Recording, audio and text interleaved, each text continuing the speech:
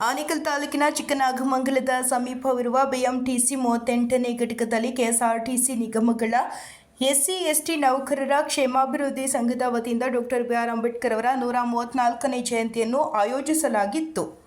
ಇನ್ನು ಅಂಬೇಡ್ಕರ್ ಅವರ ಭಾವಚಿತ್ರಕ್ಕೆ ಪುಷ್ಪನಮನ ಸಲ್ಲಿಸುವ ಮೂಲಕ ಕಾರ್ಯಕ್ರಮವನ್ನು ಉದ್ಘಾಟಿಸಲಾಯಿತು. ಇನ್ನು ಇದೇ ಸಂದರ್ಭದಲ್ಲಿ ಅಂಬೇಡ್ಕರ್ ದಿನಾಚರಣೆ ಕಾರ್ಯಕ್ರಮದ ಪ್ರಯುಕ್ತವಾಗಿ ಕೆಎಸ್ಆರ್ಟಿಸಿಯಲ್ಲಿ ಸೇವೆ ಸಲ್ಲಿಸಿ ನಿವೃತ್ತರಾದ ಸಿಬ್ಬಂದಿಗಳಿಗೆ ಮತ್ತು ಇಲಾಖೆಯಲ್ಲಿ ಉತ್ತಮ ಸೇವೆ ಸಲ್ಲಿಸಿದವರನ್ನು ಗೌರವಪೂರ್ವಕವಾಗಿ ಸನ್ಮಾನಿಸಲಾಯಿತು. ಈ ವೇಳೆ ಕೆಎಸ್ಆರ್ಟಿಸಿ ನಿಗಮಗಳ ಎಸ್ಸಿ ಎಸ್ಟಿ ನೌಕರರ ಕ್ಷೇಮಾಭಿವೃದ್ಧಿ ಸಂಘದ ಗೌರವ ಅಧ್ಯಕ್ಷರಾದ ಎಂ ಲಘುಮಯ್ಯ ಮಾತನಾಡಿ, ಕೆಎಸ್ಆರ್ಟಿಸಿ ಸಂಸ್ಥೆಯು ಮತ್ತು ಸಂಘಟನೆಗಳು ಅವಿನಾಭಾವ ಸಂಬಂಧವನ್ನು ಹೊಂದಿದೆ. ಸಾರಿಗೆ ಸೇವೆಯನ್ನು ನಿಗದಿತ ಅವಧಿಯಲ್ಲಿ ದೊರೆಯುವ ನಿಟ್ಟಿನಲ್ಲಿ ಕೆಎಸ್ಆರ್ಟಿಸಿ ಸಿಬ್ಬಂದಿಯ ಪಾತ್ರ ಪ್ರಮುಖವಾಗಿರುತ್ತದೆ ಎಂದರು. ಇನ್ನು ಕಾರ್ಯಕ್ರಮದಲ್ಲಿ ಕನ್ನಡ ಸಾಹಿತ್ಯ ಪರಿಷತ್ ತಾಲೂಕು ಅಧ್ಯಕ್ಷರಾದ ಆದೂರು ಪ್ರಕಾಶ್, ಸಂಘದ ಗೌರವ ಅಧ್ಯಕ್ಷ ಕೆವಿ ಶಿವಕುಮಾರ್, ಪ್ರಧಾನ ಕಾರ್ಯದರ್ಶಿ ಬ್ಯಾಟ್ರಾಜ್, ಖಜಾಂಚಿ ಪ್ರೇಮ್ನಾಥ್, ಕಾರ್ಯಾಧ್ಯಕ್ಷ ಡಿ ಪ್ರಸಾದ್, ರಾಜ್ಯ ಮಹಿಳಾ ಘಟಕದ ಅಧ್ಯಕ್ಷೆ ಸುಲೋಚನಾ ದೇವಿ, ಬಿಎಂಟಿಸಿ ಪ್ರಧಾನ ಕಾರ್ಯದರ್ಶಿ ಯೋಗಾನಂದ್, ಬಿಎಂಟಿಸಿಯ ಡಿಟಿಒಗಳಾದ ಆನಂದ್ ಕುಮಾರ್, ಬಿಎಂಟಿಸಿ ಘಟಕ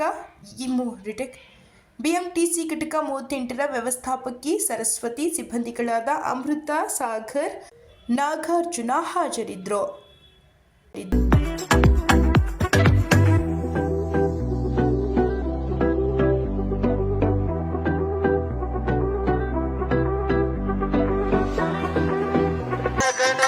ಜಯ ಗಣೇಶ ಜಯ ಗಣೇಶ ರಕ್ಷಿಸು, ಜಯದ ಹಾದಿಯಲ್ಲಿ ಎಂದು ನಮ್ಮ ನೀನು ನಡೆಸು.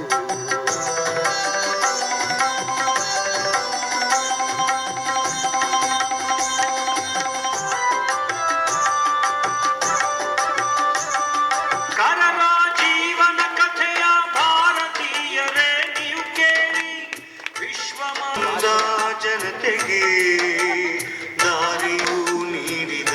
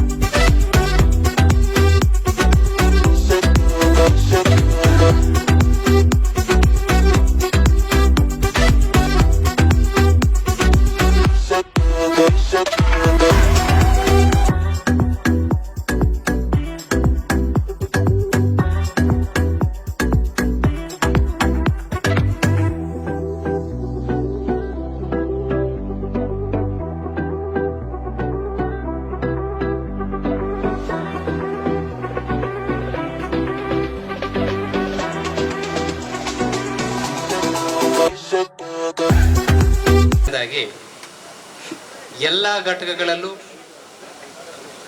ಸುಲೋಚನಾ ಮೇಡಮ್ ರವರಂಥವರು ಒಂದು ಹೆಣ್ಣು ಮಗಳು ಎಲ್ಲ ಘಟಕಗಳಲ್ಲೂ ಇರಬೇಕು ಅಂತೇಳಿ ನಾನಾದರೂ ಬಯಸ್ತೇನೆ. ಜೋರ ಚಪ್ಪಾಳೆ ಹೊಡಿಬೇಕು ನೀವೆಲ್ಲ. ಯಾಕೆಂತಂದರೆ ಒಂದು ಕ್ರಿಯಾಶೀಲವಾಗಿ ಲವಲವಿಕೆಯಿಂದ ಆ ಘಟಕಗಳಲ್ಲಿ ಅನೇಕ ಕಷ್ಟ ಕಾರ್ಪಣ್ಯಗಳನ್ನು ಎತ್ತಿ ಹಿಡಿದು ಇಂಥ ಮಹಾನ್ ನಾಯಕರ ಜಯಂತಿಗಳನ್ನು ಮಾಡ್ತಾ ಬರ್ತಿರ್ತಕ್ಕಂಥ ಸುಲೋಚನಾ ಮೇಡಮ್ ರವರಿಗೆ ನಾನು ಕೃತಜ್ಞತೆಗಳನ್ನು ಅರ್ಪಿಸ್ತೇನೆ. ಎರಡನೇದಾಗಿ 134ನೇ ಜನ್ಮದಿನಾಚರಣೆ, ಅಂಬೇಡ್ಕರ್ ಅವರ 134ನೇ ಜನ್ಮದಿನಾಚರಣೆ ಏಪ್ರಿಲ್ ಮುಗಿದೋಗ್ತದೆ.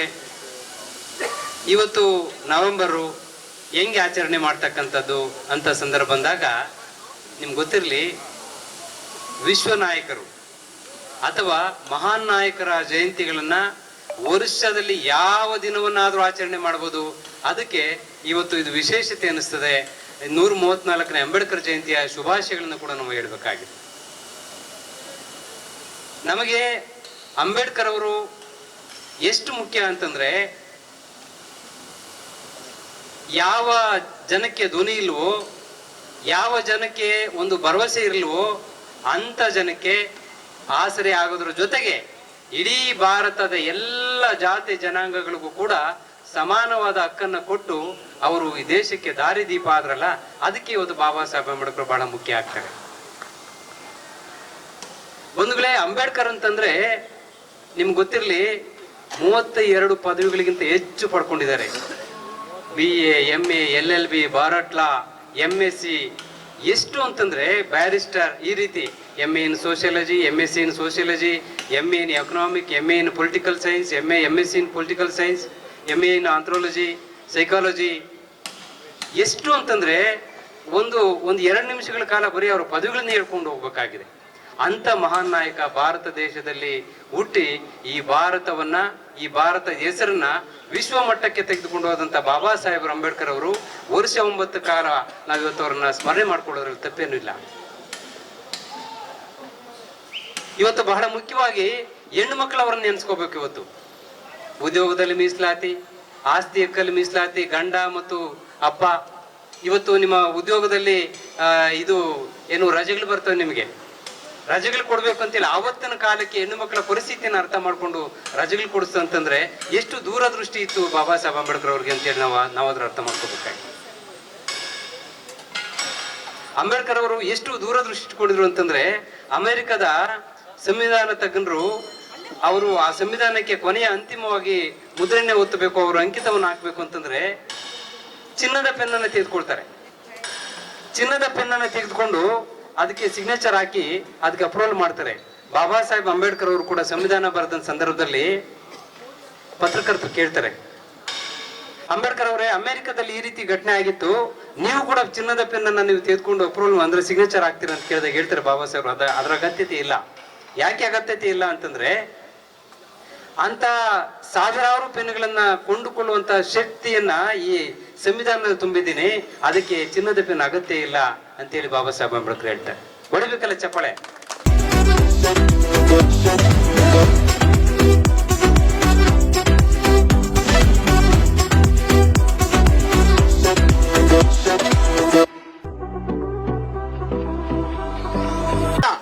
ಯಾವಾಗಲೂ ಟಿಕೆಟ್ ಕೊಡುವಂಥದ್ದು, ಗಾಡಿ ಓಡಿಸ್ತಕ್ಕಂಥದ್ದು, ಮತ್ತೆ ಮೆಕ್ಯಾನಿಕ್ಸ್ ಕೆಲಸ ಮಾಡಿಸ್ತಕ್ಕಂಥದ್ದು, ಒತ್ತಡಗಳ ಮಧ್ಯದಲ್ಲಿ ಈ ಒಂದು ಅರ್ಧ ಗಂಟೆ 1 ಗಂಟೆಯನ್ನು ನೀವು ಸಂತೋಷದಿಂದ ಕಾಲ ಕಳೀತಿರಲ್ಲ, ಇದು ಮಾನವ ಸಂಪನ್ಮೂಲದ್ದು.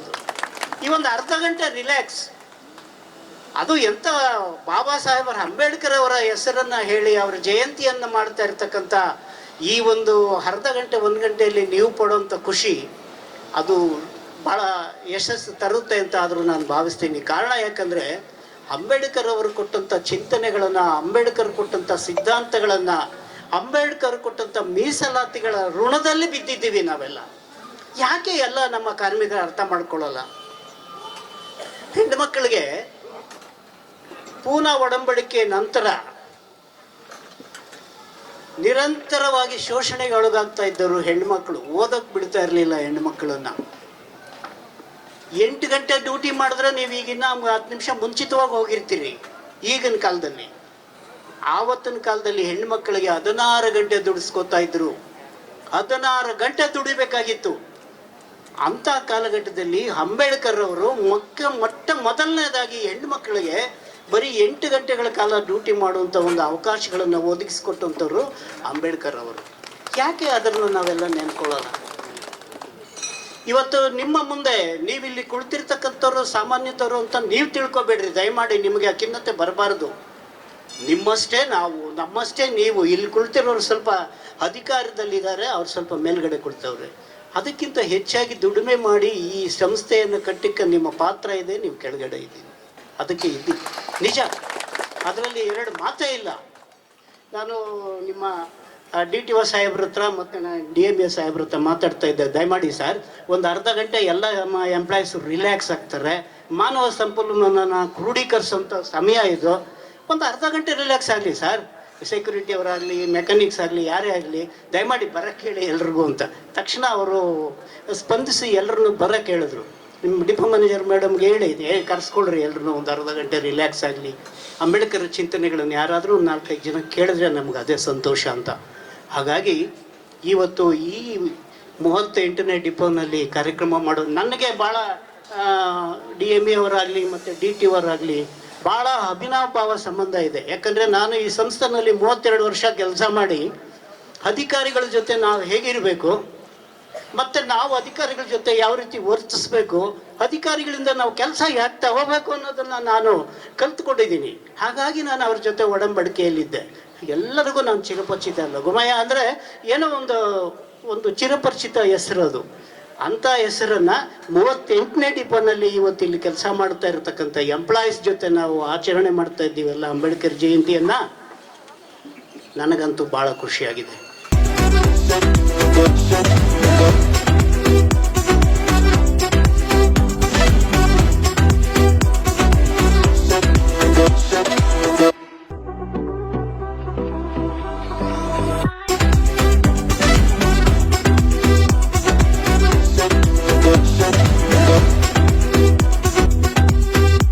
ಅವರ 134ನೇ ಜನ್ಮ ದಿನಾಚರಣೆಯನ್ನು ಆಚರಣೆ ಮಾಡ್ತಾ ಇದ್ದೀವಿ.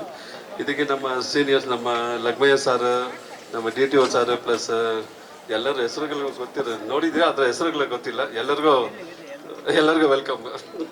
ಆಮೇಲೆ ತುಂಬ ಚೆನ್ನಾಗಿ ಫಂಕ್ಷನ್ ನಡೆದಿದೆ. ಒಂದು ವಾರದಿಂದ ಪಾಪ ಲೇಡೀಸ್ ಇಬ್ರು, ಸುನಂದ ಅವರು ಇನ್ನೊಬ್ರು ಸುಲೋಚನಾ ಇಲ್ಲೇ ಇದ್ದುಕೊಂಡು ಕೆಲಸ ಮಾಡ್ತಾ ಇದ್ದಾರೆ. ಹೆಂಗಾಗುತ್ತೋ ಅಂತ ನೋಡ್ತೀವಿ. ನೋಡಿ ಅಟ್ಲೀಸ್ಟ್ ಏನಾಗ್ತಿದೆ ಅಂತ ಗೊತ್ತಾಗ್ಲಿಲ್ಲ. ಲಾಸ್ಟಿಗೆ ತುಂಬಾ ಚೆನ್ನಾಗಿ ಫಂಕ್ಷನ್ ಆಗಿದೆ. ಡಿಪೋ 38 ಎಂಪ್ಲಾಯೀಸ್ ತುಂಬಾ ಚೆನ್ನಾಗಿ ಎಲ್ಲ ಕೋಆಪರೇಟ್ ಮಾಡ್ಕೊಂಡು ಎಷ್ಟು ಚೆನ್ನಾಗಿ ಡಿಪೋ ನಡೆದಿದೆ ಇವತ್ತು. ಎಲ್ಲೋ ಇರೋ ಡಿಪೋನ ಹೈಲೈಟ್ಸ್ ಮಾಡಿ ತೋರಿಸೋದಕ್ಕೆ ಎಲ್ಲರಿಗೂ ಇವತ್ತು ಒಂದು ತುಂಬಾ ಥ್ಯಾಂಕ್ಸ್ ಅಂತ ಹೇಳ್ತಾ ಇದ್ದೀನಿ. ಓಕೆನಾ? ಓಕೆ, ಎಲ್ಲರಿಗೂ ನಮಸ್ಕಾರ.